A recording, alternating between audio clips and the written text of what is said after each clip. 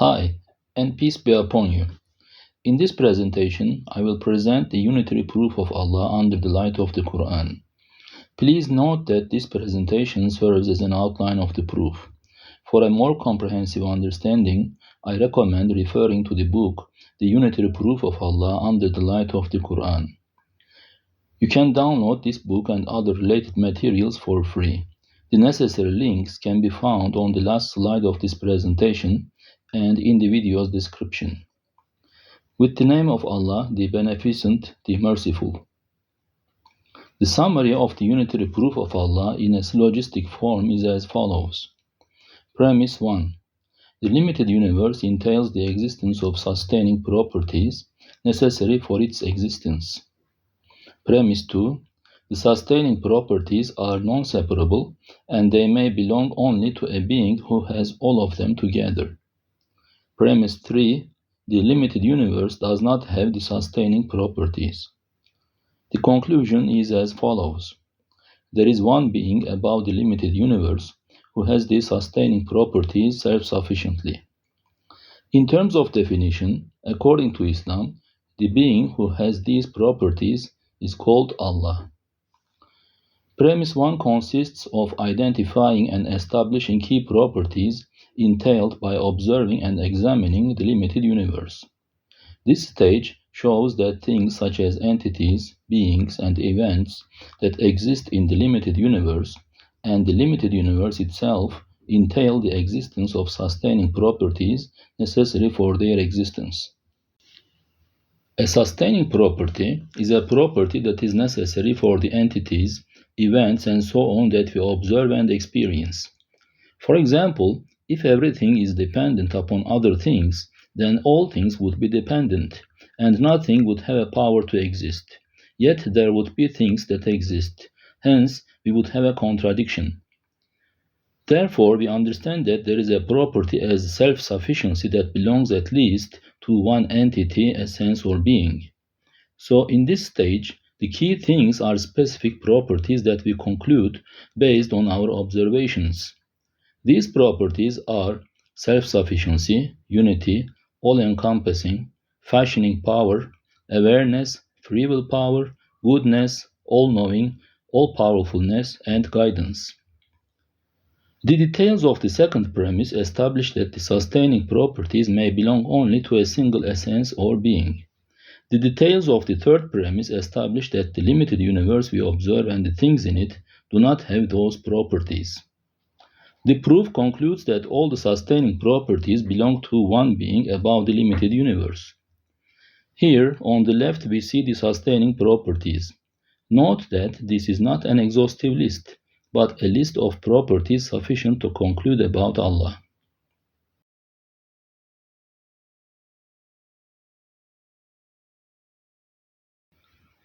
Now let us begin examining premise 1.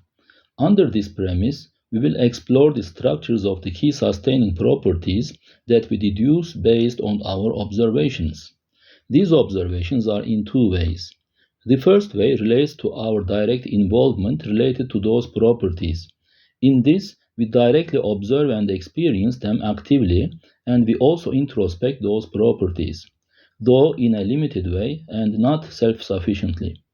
For example, we fashion and design things, we use our related powers, and we directly experience the distinct nature and effectiveness of those properties and powers.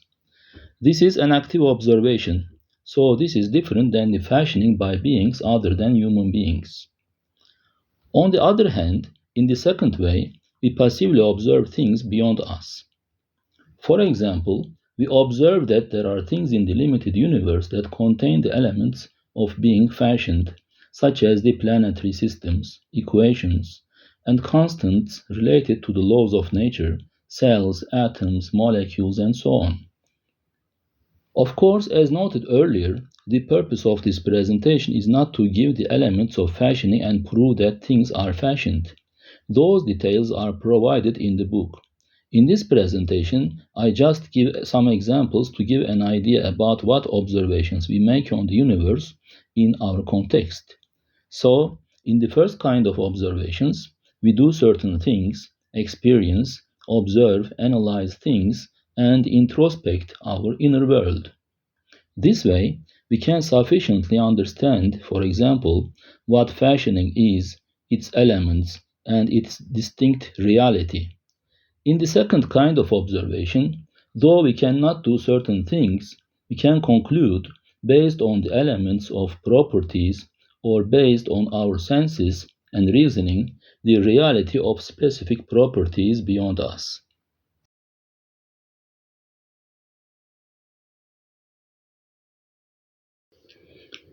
This slide shows the place of our observations within the general existence concerning the proof. At the top, we see the ultimate cause. At the beginning of our analysis, we do not know whether it is matter or a transcendent being. Then we see the entities, events, systems, beings, relata, and relations. And we make internal and external observations. We conclude that there are sustaining properties necessary for what we observe within the limited universe. The sustaining properties enable us to deduce the aspects of the essences that may be compatible or incompatible with those properties. We then assess the necessary and compatible unitary essence with the necessary sustaining properties. So, let's examine these sustaining properties. The first sustaining property is self-sufficiency. Self-sufficiency is related to the property or the name of Allah, which is As-Samed, which is mentioned in the Quran. Note that unless otherwise specified, such information about what the Quran says is not presented as part of the proof. It is only to give an idea about the relevance of the specific element of the proof to the Quran. Some religions attribute contingent properties to their alleged gods, and such properties cannot be inferred logically, empirically, and independently from the holy books of those religions.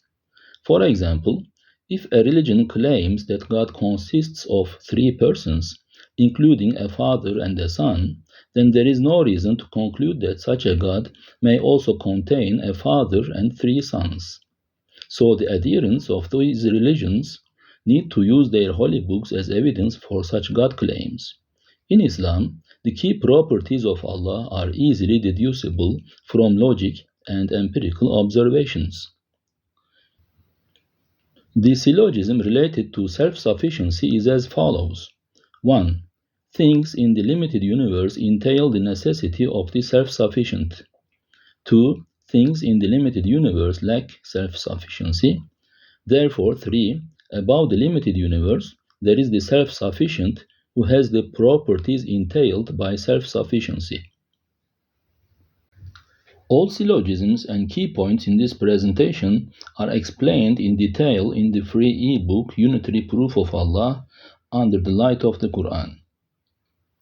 Here, things in the limited universe mean things other than God. So, an apple, a stone, a planet, a tree, a number, all those things are contained within the term limited universe. Any alleged multiverse is also contained in these things. The first premise does not state anything about whether the things in the limited universe are self-sufficient or not. The first premise only says that the things in the limited universe entail the necessity of the self-sufficient. If we overlook the second premise, we can say that the universe itself or something in it may be self-sufficient and may give self-sufficiency to other things. One key point in this respect is the impossibility of infinite regress. However, the facts related to the second premise establish that things in the limited universe are not self-sufficient. Regarding these two premises, you will see many supporting points in the book. The conclusion of this syllogism in point 3 is that above the limited universe, there is a self-sufficient who also has the properties entailed by self-sufficiency. So firstly, it is established that there is a need for self-sufficiency, and then it is demonstrated that things in the limited universe lack self-sufficiency. Note that we establish under the second premise the lack of the self-sufficiency of the things in the limited universe, through independent observations about objective facts in the limited universe. The part about self-sufficiency establishes the falsity of physicalism and materialism, especially the falsity of reductive physicalism. It also demonstrates the descriptive aspect of the laws of nature and the impossibility of their distinct and self-sufficient effectiveness. On the other hand, this part also proves the impossibility of infinite regress. For example, if every book were the copy of another book in a chain of infinite regress, then we could not have any books. Imagine you have three books, and the third book is a copy of the second book, and the second book is the copy of the first book. Then the first book would also be a copy of another book. So a set of three books, where each book is a copy of another book in this set, is impossible. If we have 10 billion books, again the first book will be the copy of another book. Hence, this set also will be impossible. Likewise, increasing the number of books is no solution for having a set that is self-sufficient. The book presents many other points related to infinite regress. The part about self-sufficiency property also examines the claim of the multiverse and its implications related to self-sufficiency.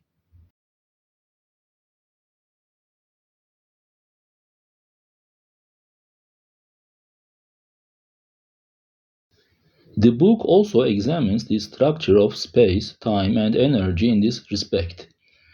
It establishes that neither space nor time nor space-time is ultimately fundamental and self-sufficient.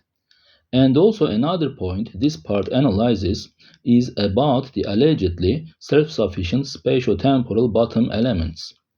This is an important point as well. If things are reduced to other material things, what is the ultimate reduction basis? What are at this layer? Are these things self-sufficient? Are they without an extension?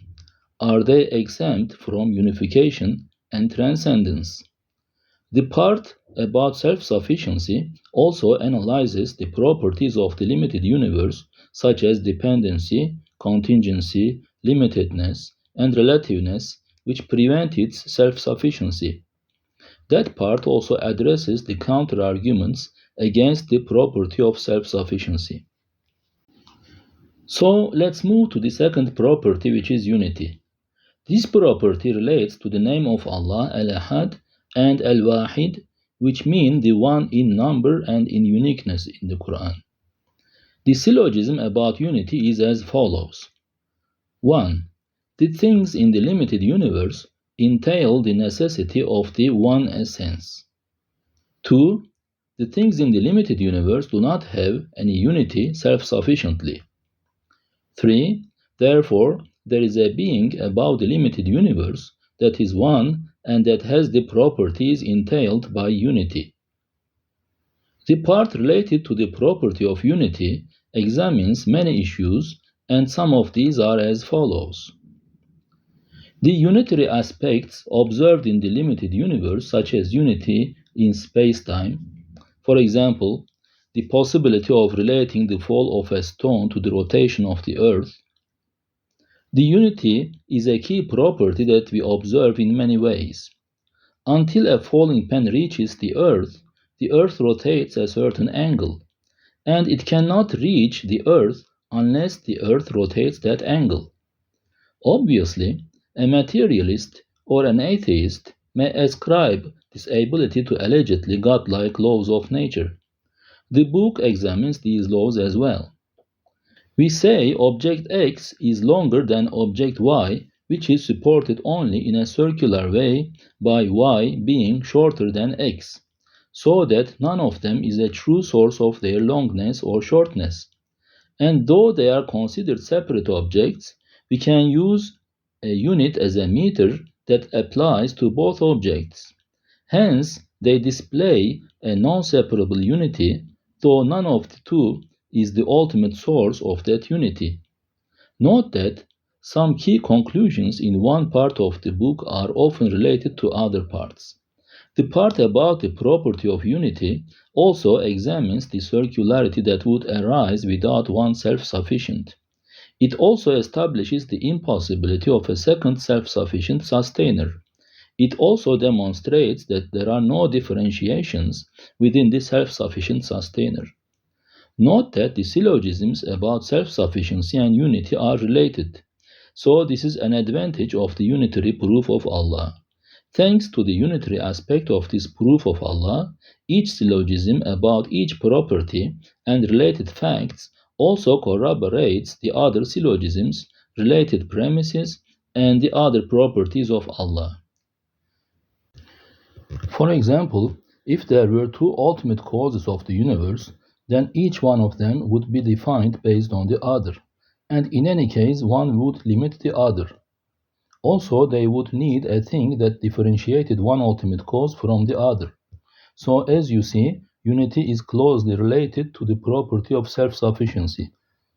Likewise, when we show that there are multiple things in the limited universe, this also confirms the premise under self-sufficiency that the limited universe lacks self-sufficiency. Without one self-sufficient, there would be circularity. So, as this is a unitary proof of Allah, in one way or the other, any property is related to other properties, and any syllogism is related to other syllogisms. Hence, any fact that demonstrates one of the syllogisms also supports other syllogisms about other properties in different ways. The third property is all-encompassing. This property relates to the name of Allah, Al-Muhit, in the Quran. This means the one who encompasses. The Quran states that Allah encompasses all things. The names of Allah, such as Al-Awwal, which means the first, and Al-Akhir, which means the last, also relate to the property all-encompassing. The syllogism about the sustaining property all-encompassing is as follows. 1. The things in the limited universe entail the necessity of the self-sufficiently all-encompassing. 2. The things in the limited universe are not self-sufficiently all-encompassing. 3. Therefore, there is a being above the limited universe who is self-sufficiently all-encompassing and who has the properties entailed by being self-sufficiently all-encompassing. Below the syllogisms related to a property, you can see the related names if applicable. Some of the key points the part about all-encompassing property examines are as follows. Some people who understand the need for one self-sufficient creator based on the contingency of the limited universe are concerned about this creator because of the question, what caused the creator? An implicit assumption that causes this question is the default existent must be nothingness. However, the existence of general nothingness and especially partial nothingness is empirically and logically impossible. Neither nothingness nor something deserves a default and unquestionable existence status. A full power as opposed to general and or partial nothingness and as opposed to something must be the default existent. When we observe the limited universe, we observe that it is limited. So, for example, is an object surrounded by nothingness? Is the space surrounded by nothingness? Is nothingness before all things, or is there nothingness after everything? Is there nothingness above a certain energy level? Is there nothingness above or beyond our certain ability? The analysis in this book shows us that nothingness does not exist and cannot exist, and any contingent thing is limited, so it cannot be self-sufficient. So everything must be surrounded by a default full power, so the contingent limited things cannot be the default. The default cannot be something, the default cannot be nothing. The default can be only full power. So this book analyzes this from different angles and concludes that the default is full power.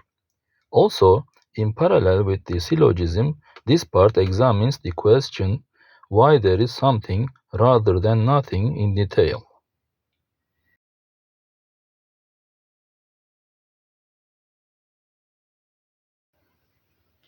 The fourth property is the fashioning power. The fashioning power is related to the name of Allah mentioned in the Quran as Al-Musawwir, which means the fashioner. The name of Allah, Al-Khaliq, which means the creator, is also related to this property. The syllogism about the property, the fashioner, is as follows. 1. The things in the limited universe entail the necessity of the self-sufficiently fashioner. 2. The things in the limited universe do not have the fashioning power self-sufficiently. 3. Therefore, there is a being above the limited universe who is self-sufficiently fashioner and has the properties entailed by being self-sufficiently fashioner. The statement about properties entailed by the main property of a syllogism exists in almost all syllogisms here. It is important for the non-separability of the properties and unity of the essence that have those properties. For example, fashioning power is non-separable from the property of being all-knower, since the fashioning power cannot exist separately from the power to know.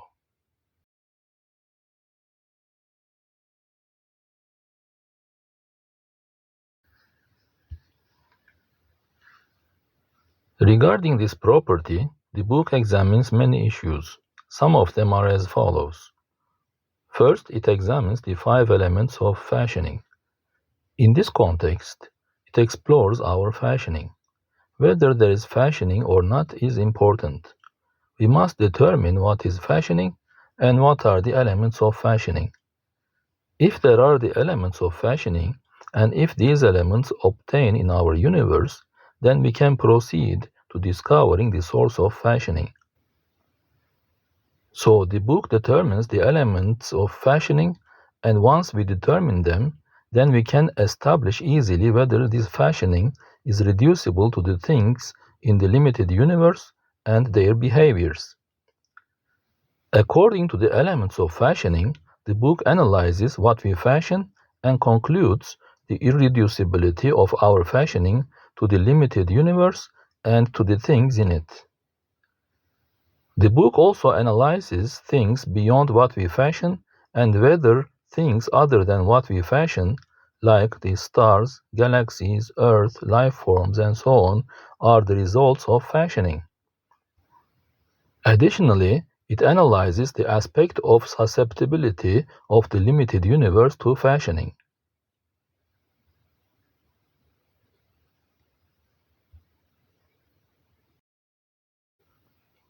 The book also explores the proposed substitutes instead of the self-sufficient fashioner. In this respect, it establishes the impossibility of necessity and chance as explanations for what is fashioned by human beings and what is fashioned beyond us. It also establishes through a detailed and new analysis the impossibility of physicalist evolution as an explanation for some of the facts that we observe, such as the life forms. The book also establishes the impossibility of alien technology as a substitute for a self-sufficient fashioner. Again, it determines the impossibility of the brute facts approach as an explanation for our observations related to fashioning. The impossibility of multiverse as an explanation for the fashioning that we observe is also examined in this part. The book analyzes the flaws in the partial fine-tuning argument for God. Partial fine-tuning argument means in this book the fine-tuning argument which is presented as a distinct argument for God, which is considered as making the inference to the best explanation. Also, the book addresses other objections to the fashioning by God, such as the question, who fashioned the fashioner? The alleged imperfections in the limited universe, the alleged wastefulness in the limited universe, the puddle analogy, the question, why would God need to fashion the limited universe? The book also addresses counter-arguments such as the anthropic principle, the material simulator, the hostility of the limited universe to life, and the claim that there is no effective fashioning by the creation.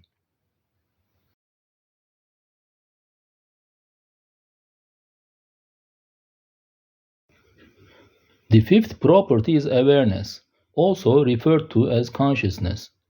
The awareness property is related to the name or property of Allah mentioned in the Quran as Al-Khabir, which means the aware. Some other related names are As-Sami', which means the hearer, Al-Basir, which means the seer, Al-Alim, which means the knower. There are also other names related to His awareness. The syllogism about the awareness of Allah is as follows. 1. The things in the limited universe entail the necessity of the self-sufficiently conscious. Here, the irreducibility of consciousness to the movements of particles is important. 2. The things in the limited universe do not have consciousness property self-sufficiently. 3. Therefore, there is a being above the limited universe who is self-sufficiently conscious and who has the properties entailed by being self-sufficiently conscious.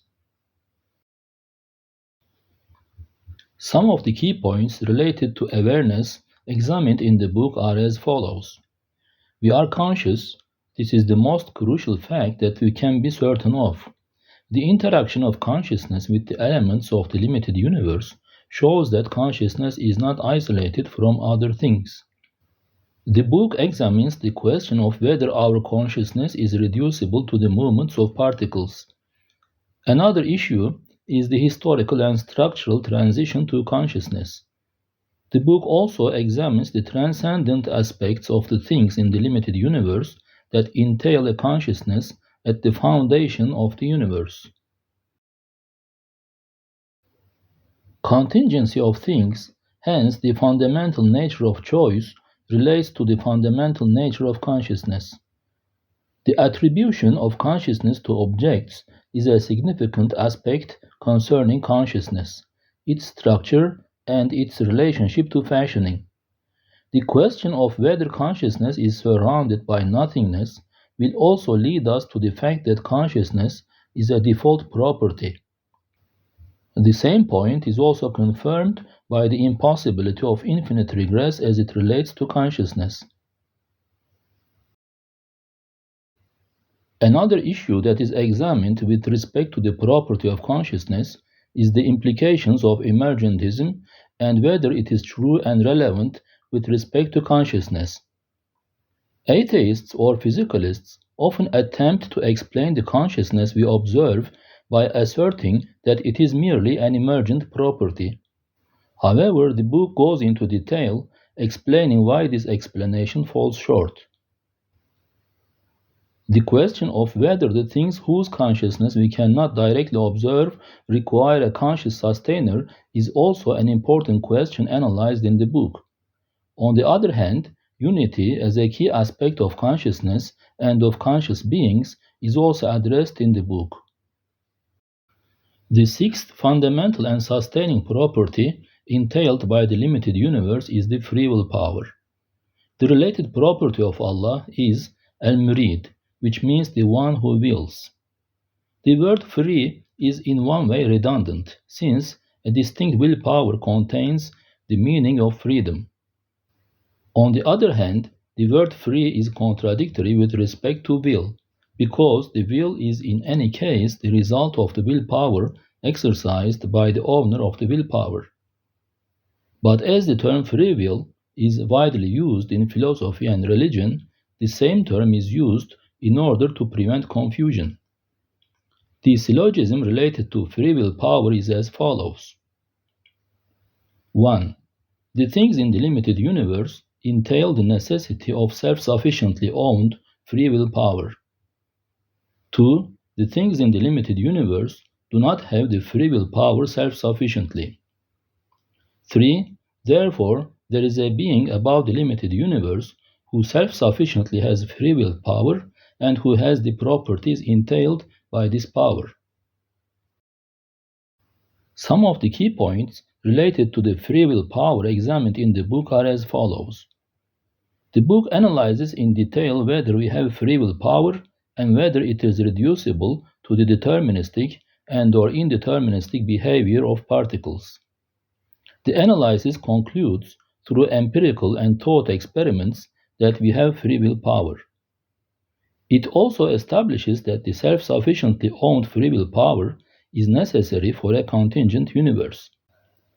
It demonstrates the impossibility of determinism and indeterminism in parallel with the impossibility of reductive physicalism, which is demonstrated under the property of self-sufficiency.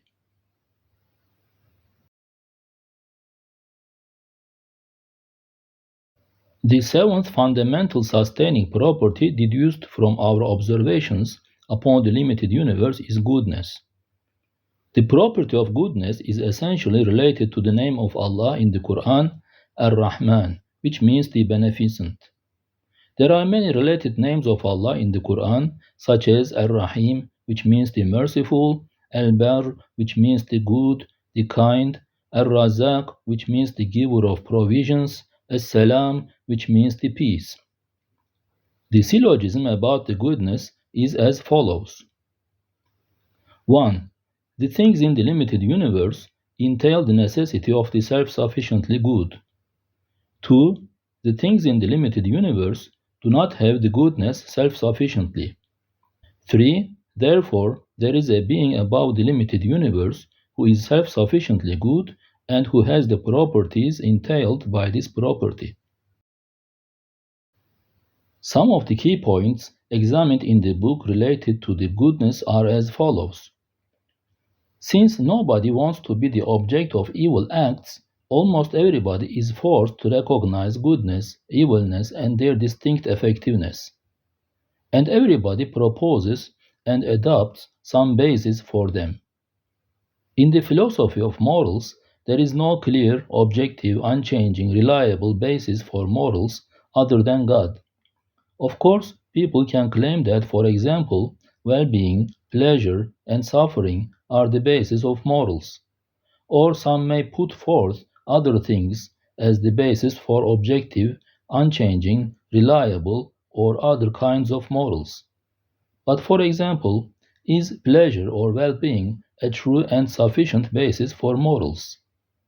Especially, can it be such a basis if it is considered reducible to the separable movements of particles? The book establishes that they are not true bases for morals and that many proposed grounds for goodness or morals are inconsistent or insufficient to be such bases. If morals clearly exist, then they have to have a basis other than the movements of particles or other arbitrary and relative bases examined in this book. Note that, as explained in the book, the term particles is used to include things such as fields, waves, strings, and so on. The book determines the elements of goodness. It also establishes that according to these elements, only a transcendent and unitary being may be a basis for morals in his default existence and default properties, which can encompass the truth, pleasure, moral principles, and values. Again, only thanks to such a being, the unity and continuity of the moral agents, the ultimate ought to be truths, and their divergence from what is, and many related issues can be explained. The book also analyzes many objections against morals with respect to the connections between morals and the goodness of Allah. It also explores the subjugation of evil to the good and the irreducibility of the good and evil to the spatio-temporal.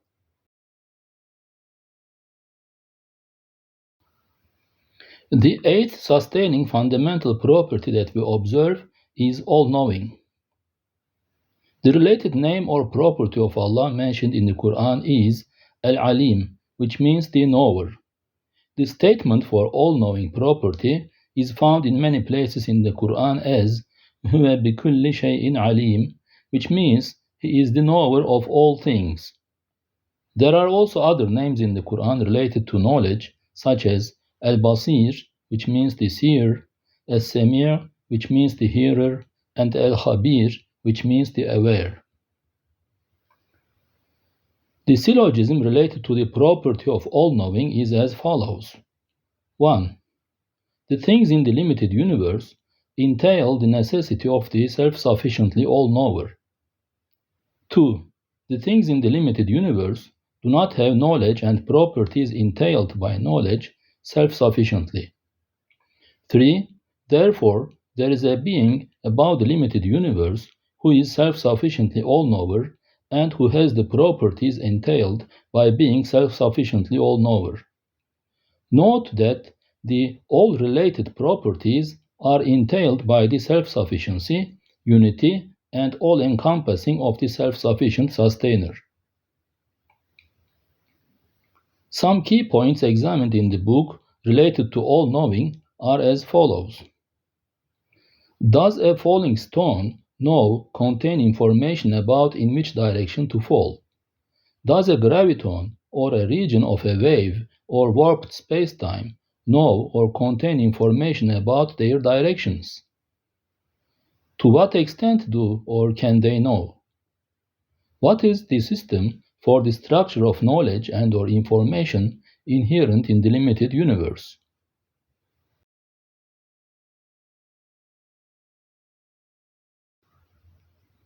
How are these things related to our knowledge and consciousness? Are these reducible to a kind of bottom element of the limited universe? Is it the atom that knows or has information, or the electron, or the quark? The book analyzes these and many other issues and finds out that there is a self-sufficiently all-knower above the limited universe. The ninth sustaining fundamental property is all-powerfulness. The related name or property of Allah mentioned in the Quran is Al-Qadir, which means the powerful. Also, we see in the Quran that Allah is said to be Ala kulli shay'in qadir, which means He is competent over all things. The syllogism related to all-powerfulness is as follows. 1. The things in the limited universe entail the necessity of the self-sufficiently all-powerful, who also has the properties entailed by being self-sufficiently all-powerful. 2. The things in the limited universe do not have power and the properties entailed by power self-sufficiently. 3. Therefore, there is a being above the limited universe who is self-sufficiently all-powerful and has the properties entailed by being self-sufficiently all-powerful. Some key points related to all-powerfulness examined in the book are as follows. There is change in the limited universe. Does everything that changes change in and of itself? Does everything dominate the rest of the universe? Does the rest of the universe change everything in a harmonious way?